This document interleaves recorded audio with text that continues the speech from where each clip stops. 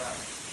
Akan kita dengan kita belajar bagaimana menjaga action bisa benar-benar hidup dalam kehidupan kita. Baik, di sini saya bersama salah satu siswa saya yang namanya Ibu Rizka. Hai, selamat sore semuanya. Perkenalkan, nama saya Rizka Rahania.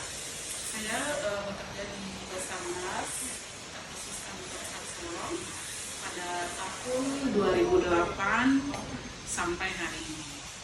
Jabatan saya sebagai operator komunikasi.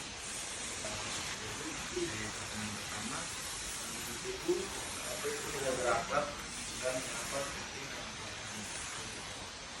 Ya, berakhlak itu penting dalam pelayanan publik karena dengan berakhlak kita bisa dapat berorientasi, kemudian kita bisa dapat melakukan pelayanan yang akuntabel, kompeten, harmonis, loyal, adaptif, kemudian kolaboratif dengan masyarakat yang akan kita tolong atau yang menjadi mitra.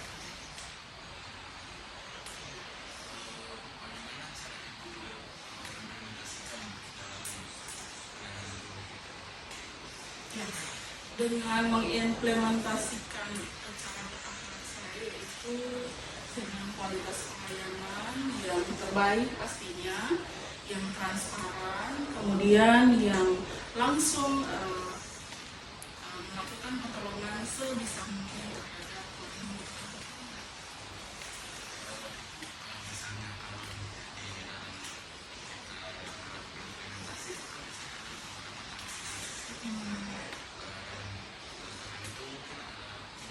bisa ceritakan bagaimana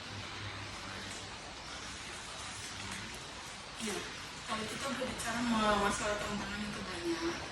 Jadi kalau di dalam Basarnas sendiri itu tantangan itu bisa dari tantangan eksternal maupun tantangan internal.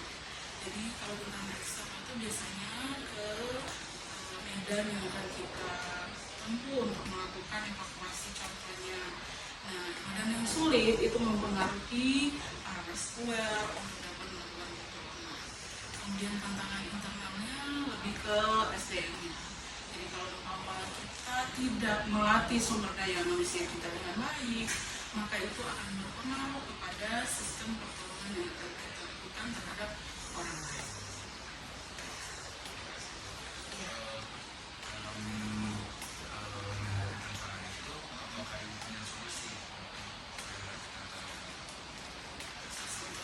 Baik, untuk tantangan tersebut pastinya dalam contoh hal seperti kita melakukan evakuasi terhadap korban, pasti kita harus menilai dulu kondisi alam seperti apa, kemudian mencari tahu apa kendala alam yang akan terjadi ketika kita berada di sana, sehingga kita sudah menyiapkan peralatan yang memadai untuk melakukan evakuasi apabila medan yang kita datangi itu sulit.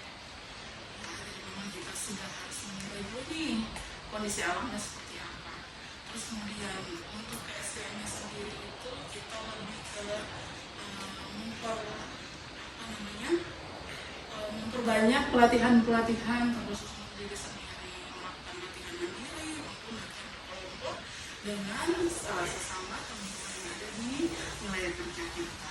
Itu mungkin dapat membantu meminimalisir terjadinya